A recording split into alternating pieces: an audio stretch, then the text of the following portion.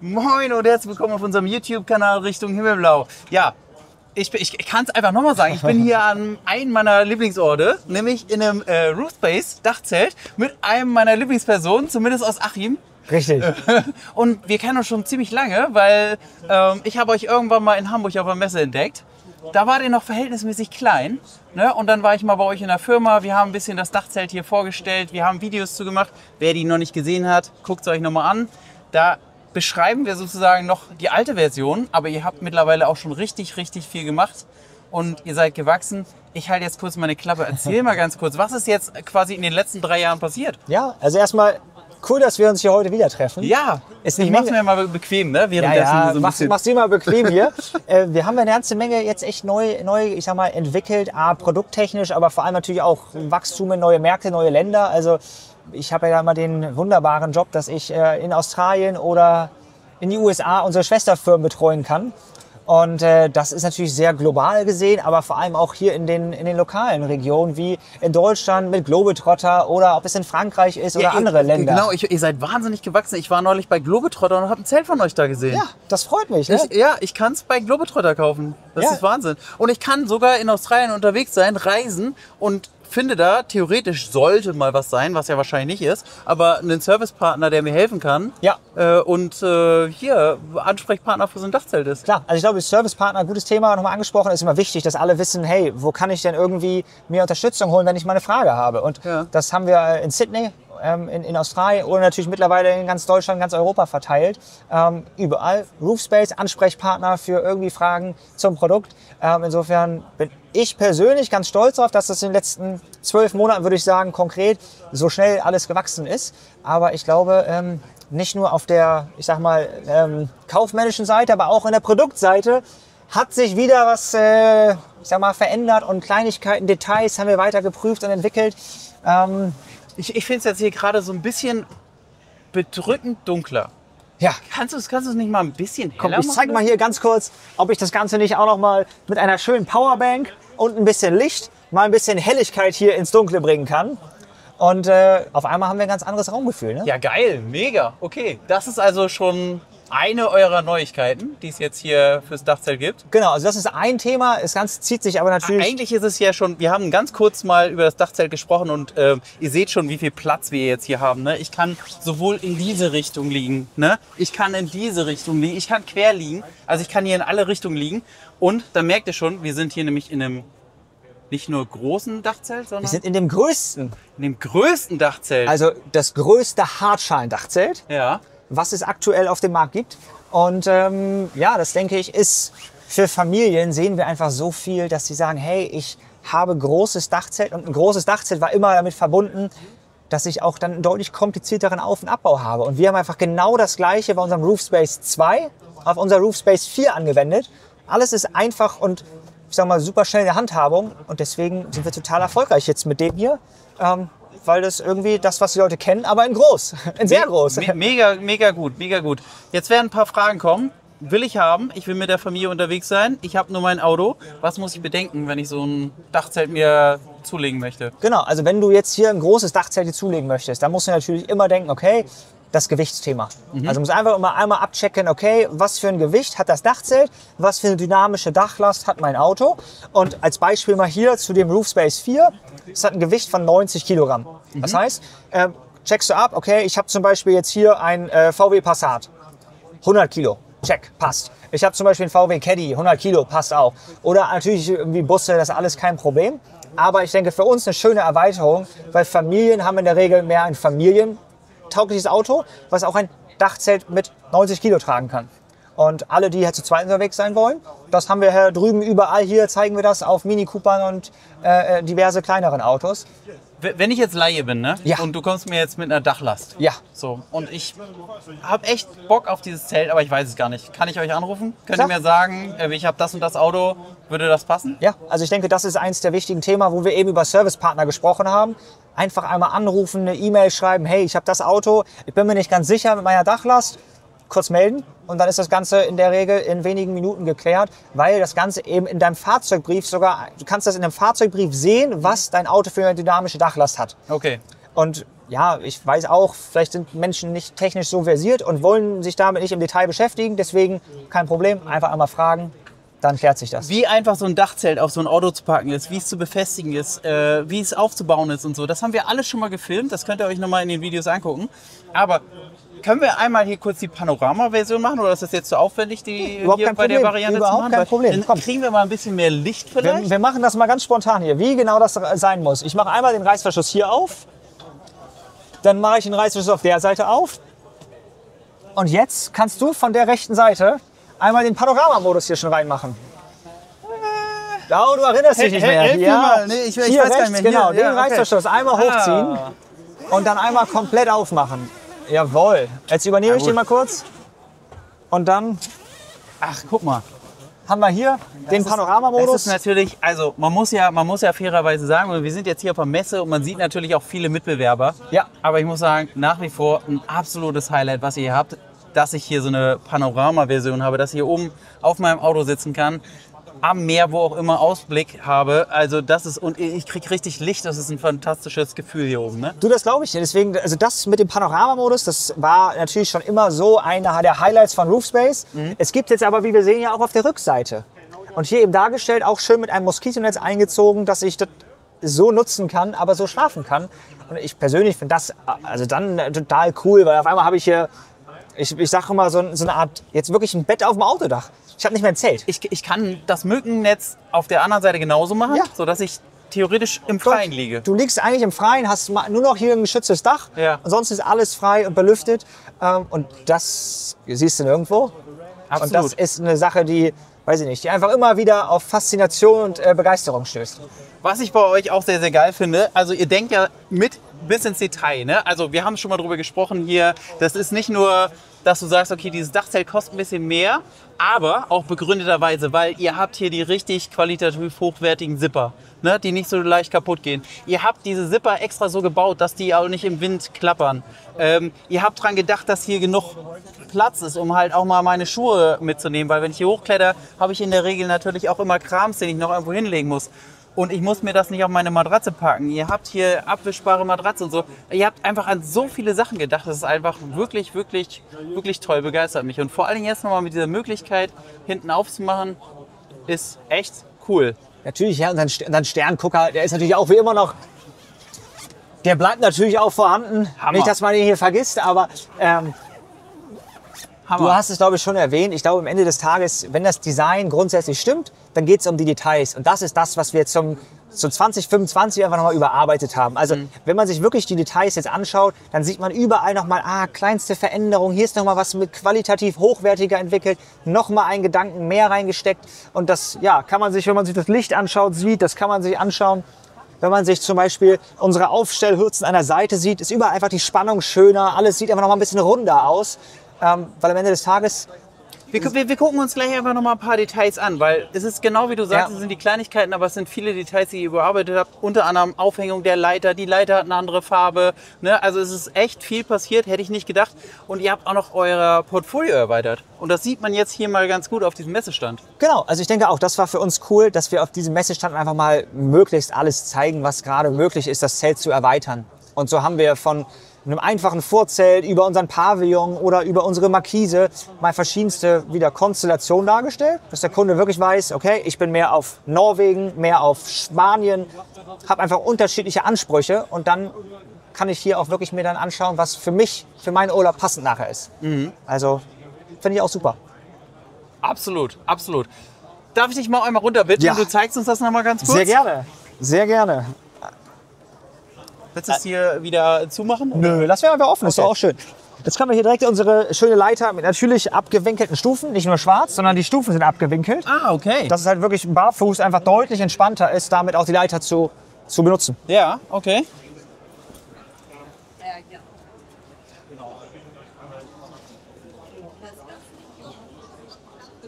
Ja, okay, das stimmt. Und sag noch mal ganz kurz Höhe, ne? Höhe. Wo bin ich limitiert? Also Ja. wann sollte ich aufhören, Genau. so ein Also wir Dachzelt haben aufs Dach zu? Standardleiter ist 2,60 Meter. 2,60 Meter ist für VW-Busse das, was kein Problem ist. Dann brauchst du ungefähr 2,30 Meter. wenn du einen Sprinter hast, dann brauchst du halt eine nächstgrößere Leiter. Das ist dann unsere 3,20 Meter Variante.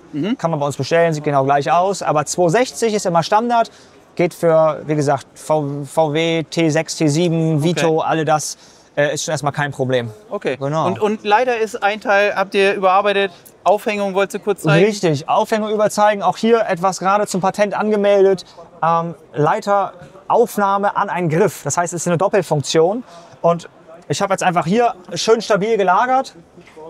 Aber ab einem bestimmten Winkel geht die Leiter ganz einfach raus. Okay, es ist viel einfacher aufzubauen. Ich muss nicht mehr wie früher da. Richtig, also vor allem, wenn das hier irgendwie oben beim Auto ist im Dunkeln, Ja. dann möchte ich, dass es halt so einfach wie möglich geht. Ansonsten ist hier an der Leiter alles gleich geblieben. Man kann sie immer noch als Teleskopleiter super einfach verstauen. Natürlich im Dachzelt lagern. Hast schon mit vielleicht ein paar andere Details, wie man sie im Dachzelt lagern kann.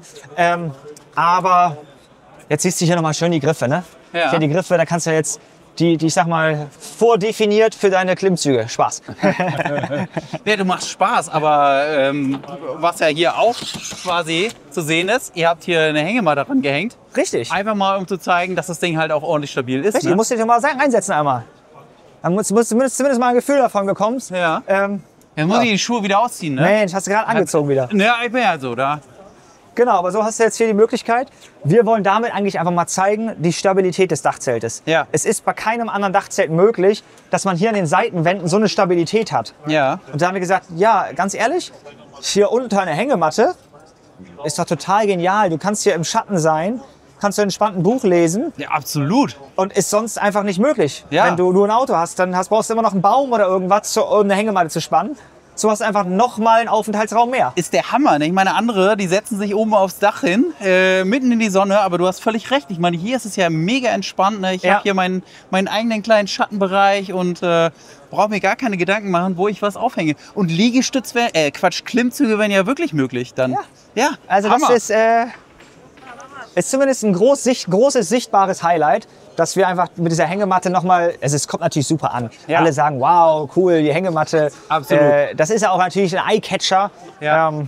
Kann man nicht anders sagen, polarisiert.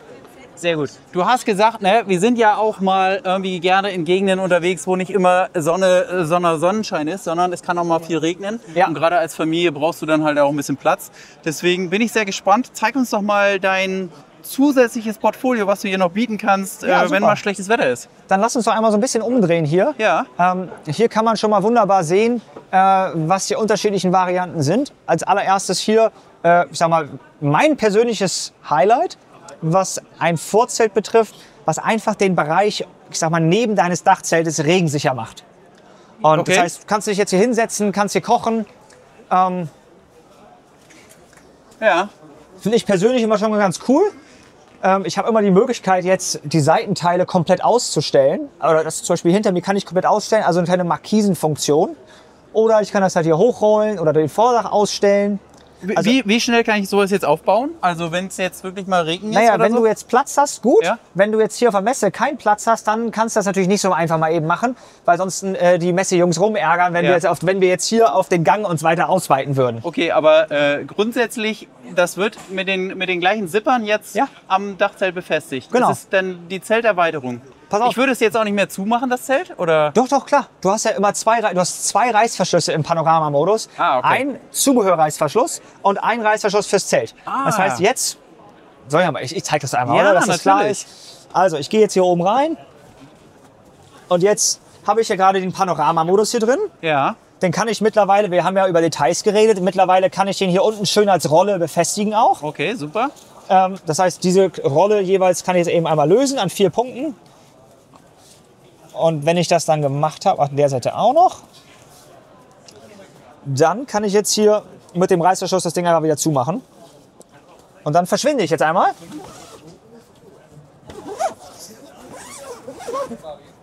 Ja, das ist ja klasse. Also theoretisch kann ich dann das Zelt oben auch für meine Kinder weiter nutzen. Die können oben schon schlafen gehen. Genau. Ich kann hier als Elternteil immer noch unten sitzen. Wir können Korrekt. hier immer noch irgendwie dann Korrekt. gemütlich den Abend verbringen, selbst bei schlechtem Wetter. Okay, ja, spannend. Genau, also einfach eine Variante. Ich habe hier unten, mache ich mir die Schotten dicht. Kann ja unten kochen, kann mich unten aufhalten. Und das Coole, was ich persönlich finde, ich habe keine Stange, die den Boden berührt. Ich habe eine Stange, die da oben lang geht. die ziehe ich raus und das restliche Zeltstoff, den restlichen Zelt hier kann ich mit im Dachzelt lagern. Das heißt, ich muss das Ganze auch nicht neu verpacken irgendwie, sondern ich falte das mit ein. Oh, wunderbar. Und das heißt, nächstes Mal klappe ich es aus und ist direkt da. Ich habe keine extra Tasche, die ich nochmal brauche, sondern okay, super. Also natürlich gibt es eine Tasche, logisch, aber ich muss es da nicht reintun. Ja, okay, genau. Ja, okay. Also das bin ich persönlich immer ganz begeistert davon. Ja. Ich weiß, mein Mitgründer Manu, der ist immer ein Fan von dieser Markise.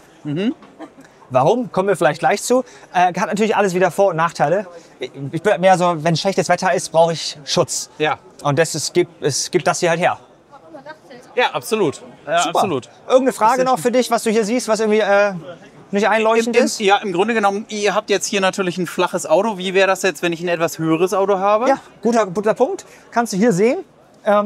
Hier ist noch ein Reißverschluss angebracht. Ja. Das heißt, es gibt eine extra Extension, also eine Verlängerung für dieses Vorzelt. Okay. Die ist ungefähr 30 cm. Und damit habe ich die Möglichkeit, auch bei VW-Bussen das Ganze halt bis zum Boden hin abzuspannen. Ja, okay. Weil ist immer so, bei kleineren Autos willst du ja auch nicht, dass das Ganze jetzt im Matsch liegt. Da soll es kürzer sein, aber es muss natürlich verlängerbar sein. Ja, okay. Insofern, das ist, glaube ich, die Antwort darauf. Ja. Damit kann man auch größere Autos bis zum Boden abdecken. Ja, super. Klasse. Nee, sonst habe ich da, glaube ich, keine. Ich kann es mir auf jeden Fall gut vorstellen. Also perfekte Erweiterung, wenn es mal schlechtes Wetter ist. So ist die Idee. Genau. Ja, genau. Super. Dann schauen wir vielleicht auch mal direkt weiter, oder? Bei wem? Ja, hier irgendwie was. Nee, sag doch erstmal, weil ich bin jetzt sehr gespannt. Warum findet jetzt Manu das hier besser? Ja, warum findet Manu das hier besser? Genau. Also Manu findet das hier besser, weil er sagt, das ist so super einfach aufzubauen. Man hat hier diese Teleskopstangen, kann das einfach abspannen und macht darüber halt so einen schönen, ich sag mal, so ein schönes Gefühl, weil man einfach eine große Überdachung hat. Ja. Also wenn es jetzt im Sommer ist, und du hast natürlich einen mächtig Platz an Schatten hier. Ja. Wenn man sich anguckt, wie viel Quadratmeter man jetzt hier abdeckt, Absolut. ist das natürlich ein wenig mehr, als ich da drüben habe. Ja. Weil da drüben brauche ich halt Seitenwände für Regensicherheit. Das ist wiederum auch mein Argument, warum ich so ein Fan von der Variante bin.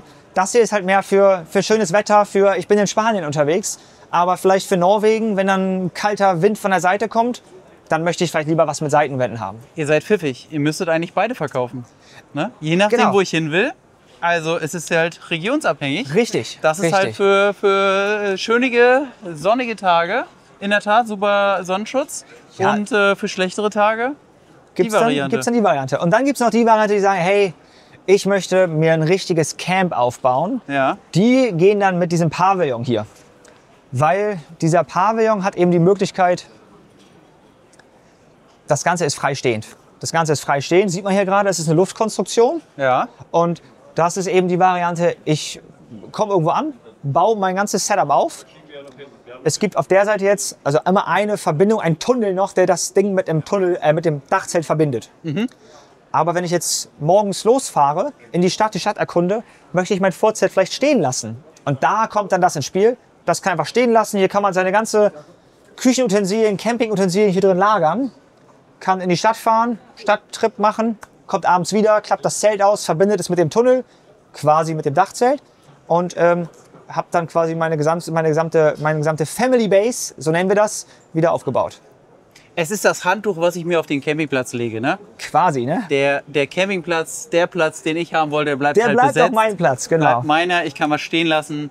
Genau. Ja. Und ich kann halt auch, wenn ich mit einem relativ kleinen Auto unterwegs bin, auch meine Campingstühle, alles, was ich nicht mit im Auto haben will, stehen lassen. Ja. Auch eine sehr, sehr schöne Variante. Genau, und das wird dann halt auch an den Seiten, wenn ich dann halt mein Zelt aufbaue, oben am Zeltbalg wieder mit angeknüpft, dass ich Wind- und Regengeschützt bin? Ja, also wirklich wie ein Tunnel gehst du aus deinem Dachzelt in das Vorzelt. Okay, super. Ja, klasse. Genau. Ansonsten siehst du hier überall Fotos. Wir hatten ein großes Community-Event dieses Jahr mit, ich glaube, über 70, 80 Autos.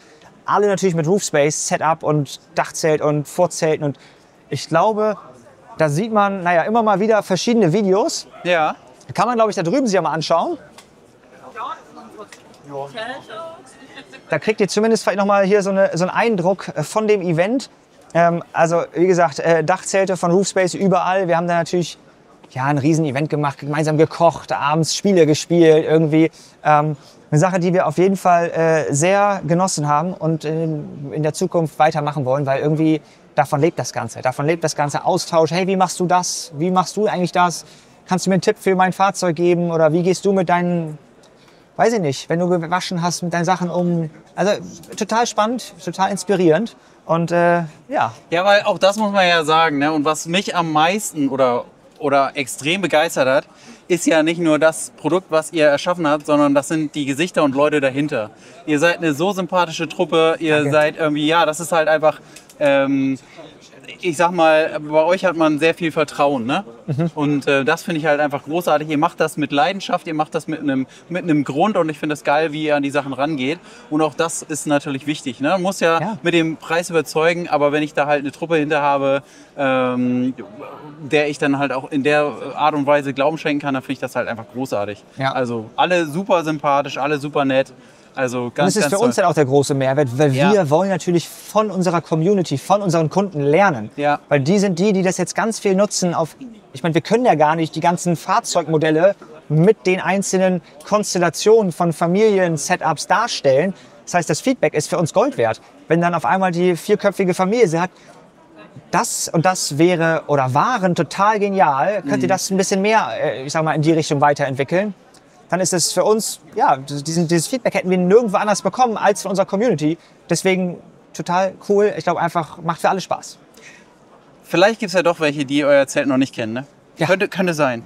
Die vielleicht heute zum ersten Mal dann hier sind. Genau, jetzt haben wir ganz viel davon gesprochen, was es für ein tolles Produkt ist und wie schön das ist, oben mit dem Panoramamodus zu beiden Seiten, mit Mückennetz. Ich kann da draußen liegen, ich kann wirklich weit oben gucken. Aber eines der Highlights ist ja, wie schnell ich es auf- und abbauen kann, ne? Ja, das ist richtig. Das ist richtig. Und das wollen wir noch mal einmal hier vorführen. Komm, machen wir das noch mal. Hier, an dem großen Zelt. Ich sag mal, Dürfen wir einmal einen Abbau machen? Genau, wir gehen einfach mal rüber. Super. wir haben da drüben nochmal das große Stehen. Genau. Das ist wiederum das Roofspace 4 hier gerade.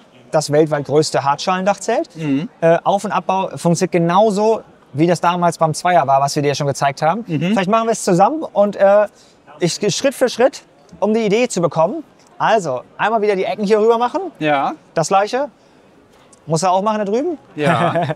Aber jetzt, ich überlasse dir den Job immer, okay? Wirklich? Jetzt, Oh. jetzt kannst du die Leiter Jetzt kann ich abnehmen. mich ja richtig blamieren. Ja, das gehört dazu, das gehört dazu. okay. Ich habe es jetzt ein paar Mal schon vorgemacht. Oh, Hey, sehr gut. ja, genau. Das So. zeigt dann, wie sehr ich aufgepasst habe. Ne? Richtig, richtig. Genau, einfach einmal jeweils einmal bedienen. Super. Ja, Jetzt können wir die Leiter, ich stelle die mal kurz wieder hier drüben hin. okay. Ich kann dir gleich zeigen, wo wir die Leiter im Dachzelt lagern können. Das hat sich nämlich auch ein bisschen verändert, optimiert. Ja. Und jetzt gib noch mal allen ein Gefühl, wie viel Kraft man da braucht. Das hast du schon mal gut gemacht. Ja. Und jetzt klappst du alles schon mal zusammen, das ist in Ordnung. Du hast jetzt aber unseren Gurt wieder vergessen, ne? Ja, habe ich. Ja, der, Aber nur, der weil muss du hier nicht irgendwo gesagt liegen. hast, ich soll einen Gurt noch in der Hand nehmen. Wo liegt unser Gurt hier gerade? So. Erinnerst du noch? Gurt vom letzten Mal. Jetzt mittlerweile natürlich mit ein paar schönen Logos überall drin. Ja.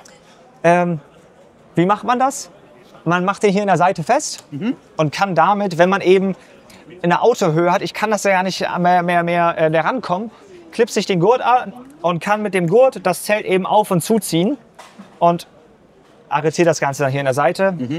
Erinnerst du vielleicht noch, das ist das perfekte Öffnungsmaß, um jetzt den Zeltstoff eben ins Innere zu bewegen. Jetzt gibt es zum Beispiel hier noch so eine Schlaufe. Nicht, dass sich das da einklemmt, kann ich mit der Schlaufe das Ganze ein bisschen nach vorne ziehen und dann kann ich das Ganze so Okay. Aber das sind ja natürlich die Punkte jetzt so ein bisschen, da muss ich dann mit der Leiter, wenn ich einen Sprinter habe oder sowas, Ja. dann mal rum. Ne, weil, Das ist der Punkt eben, dass du immer sagst, okay, ich kann bis hier arbeiten, wenn ich halt auf der Seite des Zeltes bin. Und auf der anderen Seite kann ich bis hier arbeiten. Und deswegen gibt es immer diese kleinen Tricks, dass ich diese Stange anheben kann und dann den Zeltstoff mit dieser Stange nach hinten ziehe. Und Ja. auf einmal bleibt der Zeltstoff genau da, wo er sein soll. Und das hat die Praxis gezeigt, ist total cool auf einmal. So, ich mache das Ganze auf der Seite nochmal schnell. ja, ist mir auch lieber, wenn du das schnell machst, weil dann wirkt es auch viel professioneller.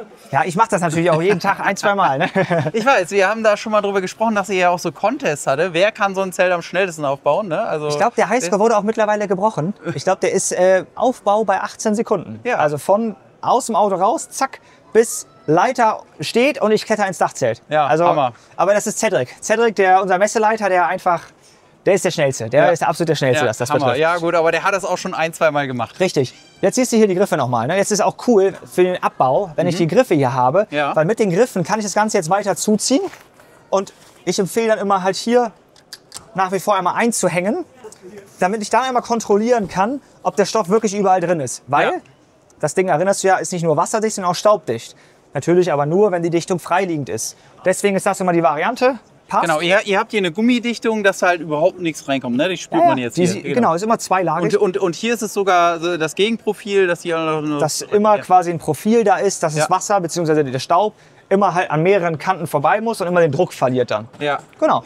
Ansonsten, genau, ist jetzt einfach schön, wenn du jetzt hier einfach einen Griff hast, wo du anfassen kannst, als nur die Schale zu haben. Ja, das heißt, das ist so die Idee. Kannst du drüben auch zumachen, wenn du willst. Der Druck wächst. Der Druck guck mal, wächst. Also es Ah, ist doch wie- jetzt, wie mach ich das nochmal? Das ist doch jetzt, nee, jetzt mal wirklich, der ist doch jetzt falsch rum hier. Zack. Sehr gut. Aber warte mal, wo wir gerade an der Stelle waren, ne? Was ja auch ganz spannend war, ich hoffe, ihr habt das nicht geändert. Wenn ich mal wirklich irgendwas habe, irgendeine Schraube, irgendwo was kaputt ist, dann könnt ihr so ein Ersatzteil zuschicken. Ich kann es auch selber wieder anschrauben, ne? Klar. Das war doch auch ein Highlight. Siehst du bei allen Sachen hier, alles Ja. ist verschraubt, das ist verschraubt, das ist alles ist Ihr nach habt, wie ihr vor habt nichts genietet.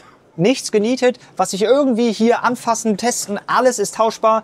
Der Zählstoff mit einem Reißverschluss ist tauschbar, alles ist tauschbar, das ist die Vision. Ja. Und das ist so geblieben. Also Ja, das, Hammer. Okay, weil, also allein das, ne, ich bin im Urlaub und mir geht halt irgendwie so eine Schraube kaputt oder mir geht irgendwo was kaputt. Ja, Das kann deinen Urlaub zerstören. Und ich meine, nicht nur, dass ihr ein Netzwerk habt von Ansprechpartnern überall, sondern theoretisch ja auch noch die Möglichkeit, dass ich es selber wieder reparieren kann. Das ist natürlich vollkommen großartig. richtig. Oder jetzt hier natürlich, hey, ist auch gleich geblieben.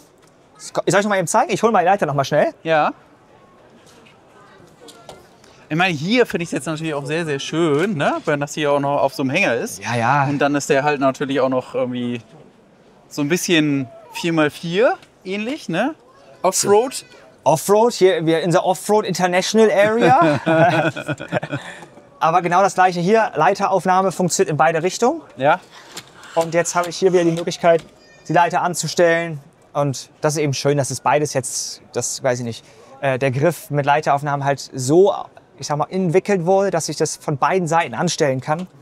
Und jetzt habe ich wieder die Möglichkeit, ich kann damit aufs Dach gehen und habe irgendwie einen sicheren Aufstieg. Finde ich persönlich sehr cool. Genau, weil das Ding ist so stabil, du kannst darauf rumtouren und nicht nur darauf rumtouren, sondern du kannst theoretisch auch natürlich noch zusätzlichen Krams drauf oben befestigen. Ne? Du Richtig. kannst deine Surfbretter oben dran schnallen und so. Du brauchst keine Angst haben, dass du das hier irgendwie verbeulst oder was auch immer. Das ist ein richtig massiver Richtig. Kasten. Deswegen ist Also- hier genau 18 mm freier Raum, um da eine Airline-Schiene hinzumontieren. Gibt es natürlich von uns hauseigen mittlerweile. Das heißt, Das habt ihr schon. Ja, Ihr habt es die gibt, Erweiterung? ja, es gibt, wie gesagt, wir haben diverse Details mittlerweile, also perfektioniert, würde ich sagen. Ja. Und unter anderem gibt es das mittlerweile alles von uns, dass es alles immer perfekt passt. Oh, okay. Also für alle Surfer sehr, sehr interessant. Richtig. Ihr könnt halt theoretisch, ne, euch so ein Teil hier aufs Dach hauen und trotz alledem immer noch die Surfbretter dann raufschnallen, weil ich hier eine Airline-Schiene dann befestigen kann und alles, was ich brauche, festschnallen kann. Also theoretisch auch Fahrräder und sowas dann. Theoretisch, wenn es deine Dachlast noch zulässt. Ja, okay. Das muss natürlich immer im Hinterkopf haben. Ja, ja, okay. Aber sonst würde ich sagen, gehen wir rüber. Ich hatte ja eben schon angekündigt. Also, jetzt muss ich gerade mich selber noch mal hier erinnern. Wir hatten ja schon hier über Details gesprochen, ne? Aber da sind die Ingenieure immer ganz stolz drauf, dass wir jetzt hier unsere eigene Schraube entwickelt haben, so mit unserem Logo drin. Das ist die seitliche Federstahlaufnahme, war vorher eine Einigmutter mit Boden, dadurch nicht tauschbar. Jetzt ist es auf einmal eine eigene Schraube mit einem Torx-In-Gewinde, das heißt, ich kann das selber tauschen. Also einfach serviceable. Und in der Praxis ist das natürlich einfach Qualität und macht Spaß. Solche Details. Muss ich nochmal blöd nachfragen. Was will ich Ja. da tauschen? Nee, das will ich zum Beispiel, also das kann ich jetzt hier, diese Kappe könnte ich abschrauben. Ja. Dann habe ich hier das Hohlkammerprofil. Ja. Und das ist von hinten, das Ganze ist hier von hinten mit einer Mutter gekontert. Okay. Und dann könnte ich, wenn ich hier meine Federstahlstange hunderte Male auf und rein getan habe, Ja. um meine Seitenfenster auszustellen, und dann habe ich, wie gesagt, ich weiß nicht, irgendwie zerkratzt das Ganze hier und irgendwie zerdengel ich das und möchte das Ganze jetzt tauschen. Ich möchte wieder schick machen. Dann kann ich jetzt das Ganze einmal abschrauben, neue Schraube ranmachen. Das Ding sieht wieder schick 1A, okay. fertig, Verstanden. wie neu aus. Und Alles das, zum Beispiel, nächstes Detail, dieser Verschluss hier, der war früher unten. Ja, stimmt. Jetzt ist er an die Seite gewandert. Ja. Warum? Weil wir in den USA, Australien immer wieder das Feedback bekommen haben, für Autos mit Plattform dann habe ich ja keinen Raum hier, um unten den Verschluss zu öffnen. Deswegen soll der bitte an die Seite wandern, Ja. damit ich immer, egal was für eine Dachgepäckträgerkonstruktion ich habe, dass der immer erreichbar ist. Ja, jetzt wo sie da liegt, würde ich sagen, warum hat sie überhaupt mal unten gelegen, ne? Richtig, Ja. so denkt man das immer. Ja, ja, spannend, okay. Genau, ansonsten überall halt alles schöner gemacht. Alles ist jetzt irgendwie hier schön mit Logos immer drin und einfach noch mal ein bisschen schicker geworden. Ja. Aber wir waren ja gerade bei der Leiter. Man sieht natürlich immer schön unsere roten Punkte. Alles ist weiterhin Drehmoment geprüft und das macht natürlich einen immer stolz, dass da die Qualität, es wird einfach immer schicker und besser. Ja, das finde ich geil, dass du da auch so mit Leidenschaft, ne? Ich meine, da ist man stolz auf einen roten Punkt an der Schraube und so. Richtig. Ja, So, das ist, was hat sich hier noch geändert? Jetzt kann man hier mit einem Reißverschluss die Matratze einmal teilen. Und hat auf einmal hier die Möglichkeit, okay, ja. die Leiter jetzt hier reinzuschieben. Ah, So wird es auch immer geliefert. ja. Ja, ganz einfache Variante. Und auf einmal habe ich einfach auch Bettzeug kann ich besser nutzen. Weil ich kann auf einmal von hier einfach noch Sachen reinschieben und dann nutze ich wirklich die gesamte Höhe Ja. und habe nicht, wenn es geknickt ist, hier, ich sag mal so ein bisschen Raumverlust. Also ansonsten das Mesh hier, das Weiße, ist immer natürlich weiterhin dabei, dass die Matratze belüftet ist. Ich bin ja auch schon ein bisschen älter, ne? Ja, Ja, ist so. 2 Jahre älter als ich, oder wie viel? Lass uns nicht drüber Lass reden. uns nicht drüber reden. Aber es ist so, dass ich mir teilweise schon Gedanken mache, wie ist mein Schlafkomfort und reicht die Matratzenstärke, ne? Oh, da habe ich es ja mit dem Rücken und so weiter und so fort. Aber selbst da habt ihr was gemacht, ne? Selbst da haben wir was gemacht, das zeigen wir jetzt da. Da gibt es noch eine Premium-Matratze, das heißt eine Luft-Schaum-Kombination Ja. der Matratze, dass ich einfach, wenn ich die Luft rauslasse im geschlossenen Koffer, ich sag mal, die trotzdem in den Koffer reinkriege, aber wenn ich sie dann mit Luft befülle, kann ich nochmal die bis zu nahezu doppelte Matratzenstärke von dem jetzigen Matratze in der Premium-Matratze nachher anbieten. Das ist einfach für Menschen, die einfach sagen, hey Matratze, ich brauche da meine 10 Zentimeter, das ist für mich einfach wichtig, Ja. weil ich halt meine 120 Oder Kilo ich, wiege. ich, oder so ich, als ich Beispiel. transportiere Erbsen halt irgendwie da drunter und so und kann dann ja. trotzdem drauf schlafen. Auch richtig, Ne? auch richtig. Auch man sollte da irgendwie an alle denken. Ja. Jetzt kommen wir aber noch mal zum kleinen Highlight, wo du bestimmt auch sagst, finde ich cool. Und zwar kannst du mir einmal helfen und da diesen Gurt auf der Seite auch noch abmachen. Ja. Super. Warte, ich zeig dir kurz. Da Warte im mal, Innenraum, ne? Wo kam er hin? Hier. Da einfach dran, ja Genau. So. Super. Jetzt haben wir hier noch eine Tasche. Und in dieser Tasche sind jetzt zum Beispiel hier unsere Federstahlstangen drin. Ja, super.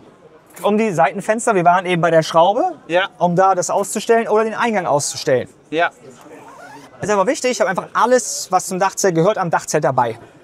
Genauso wie ich eben den Gurt gesucht habe, um das Zelt aufzubauen. Weil das war früher, um das dazu zu sagen, in so einer kleinen Tasche, die da Ja. irgendwie mit drin war. Ne? Und jetzt Richtig. habt ihr Jetzt eine kann man das Position nicht verlieren, gefunden. Ja. weil es einfach hier im Deckel ist. Das war ja schon immer vorbereitet mit dieser B-Nut hier. Ja. Aber jetzt nutzen wir sie noch wirklich. Ja, okay, Und super. genauso wie ich eben den Gurt gesucht habe, hier ist eigentlich die Tasche für den Gurt. Ja. Dass ich auch den nicht verliere. Ja, okay. Ja. Und dann kann man das Ganze jetzt hier zumachen. Aber was ist denn, wenn ich den Gurt verliere? Ich kann trotzdem einen neuen Gurtbeutel natürlich. bestellen. Du kannst Ne? ja, bei uns kannst du alles bestellen an Ersatzteilen Okay, oder so. super. Das ganze Zelt kann man ja auch ohne Gurt nutzen. Ja. Nur ist natürlich mit Gurt am entspanntesten. Es ist, ja genau, gerade wenn das Auto höher ist. Ne? Ja. Richtig. So, dann macht man das zur Seite noch zu. Das kriege ich hin.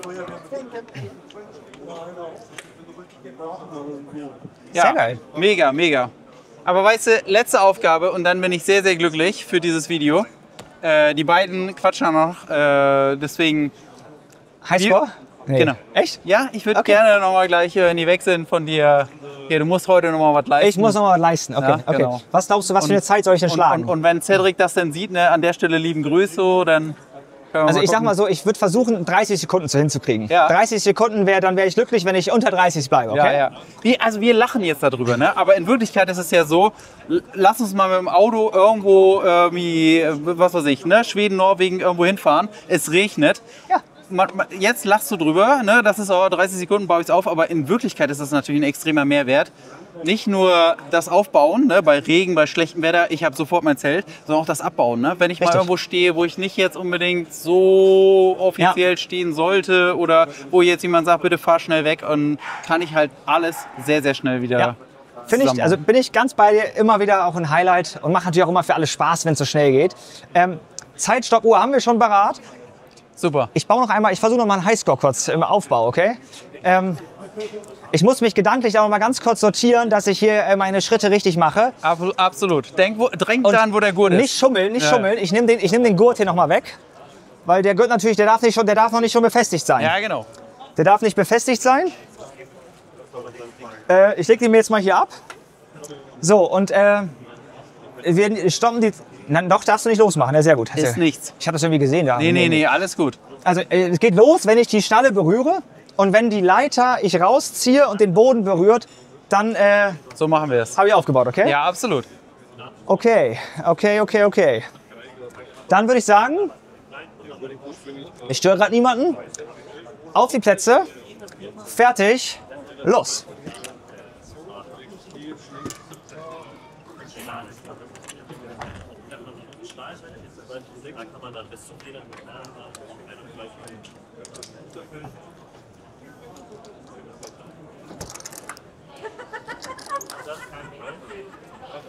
Ich brauche den Gurt gar nicht. Zack, zack, zack.